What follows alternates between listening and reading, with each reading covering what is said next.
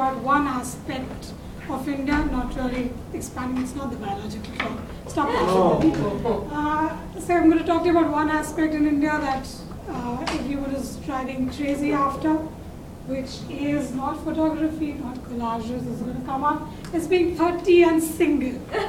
There's far too much attention and too much made out of being 30 and being single.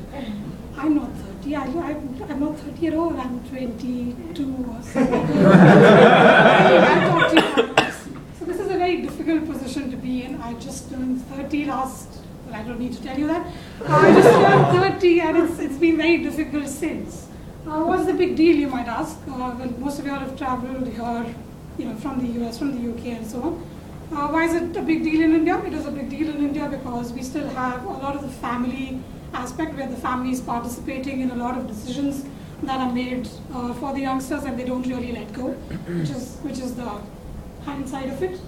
And but there is also an emerging India which is more modern, more taking up to the Western style and patterns, adopting to a live-in relationship. So there's a less amount of pressure on being 30 and being single.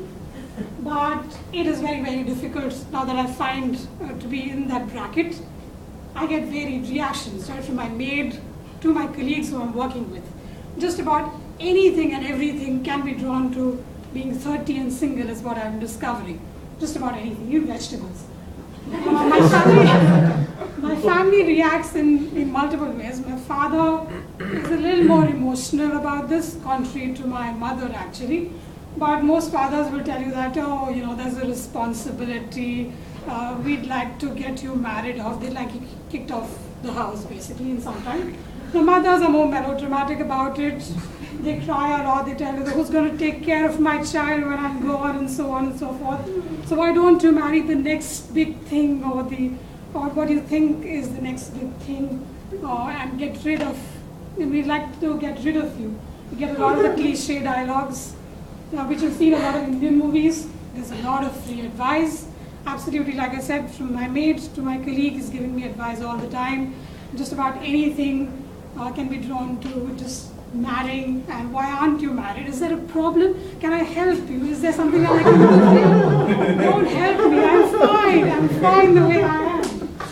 The worst is when you hit one of the South Indian weddings, or even weddings really, where you find these bunch of aunties, like Daniel was saying, very respectfully your mother's friends, who will say that, oh beta, can I help you? I can point you to these matrimonial sites. My friends, cousins, blah, blah, blah, is not married. Would you like to get married to him? Worse still, they'll point you definitely to the biological clock, which is ticking. They'll remind you 100 times that there is an expiry date on you, and marry while it lasts. But I've come to be really good at this. I have my own book of excuses. I have a club of friends that are 30 and single, and we exchange excuses. Oh, that won't work for you, I'll try it the next time. And I can almost print out a book. One of you guys can really use it. Maybe the Indians can definitely. I even have packed pals. Have you ever heard of that? I have these friends that I've known over ages, who I studied with, grew up with, and we end up, and they find themselves in similar situation, guys as well. And we end up making these pacts that if I reach 35 and I'm not married, I'll call you. I'll call you. I have two of those, by the way, but I'm not there yet. And then there is the other perspective of married women. Even my sister-in-law was a bit jealous of me.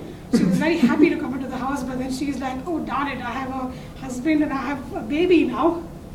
And I've lost all my freedom. I have all these rituals, like Niveda said, I have to follow, and you're free. Well, this is what I am. I'm a free bird. I have my freedom. I have my choice, and I make them. I live my life the way I want to. I travel when I want to. I pursue my hobbies when I want to, and that is what being single, means to me, really. Work-wise, it's been great as well. I'm the RM's favorite muse.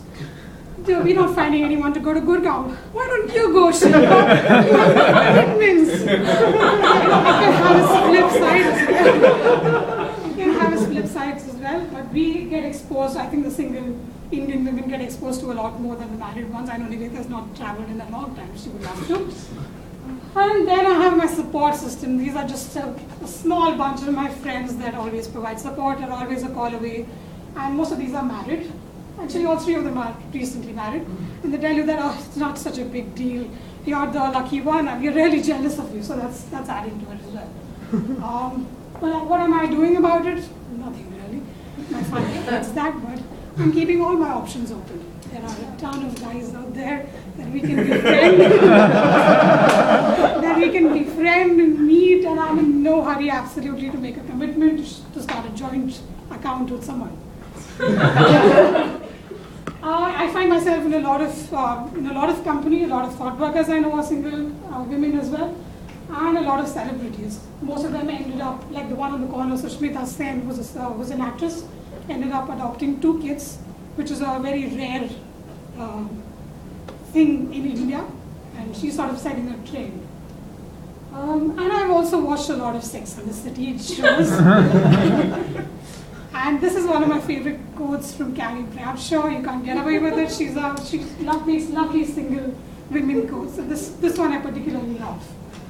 So yeah, am I happy being single? Of course. Damn it, I love it. I'm not going to change this in a while. But yeah, am I open to dating? Of course. I'm 30 and single. I love it.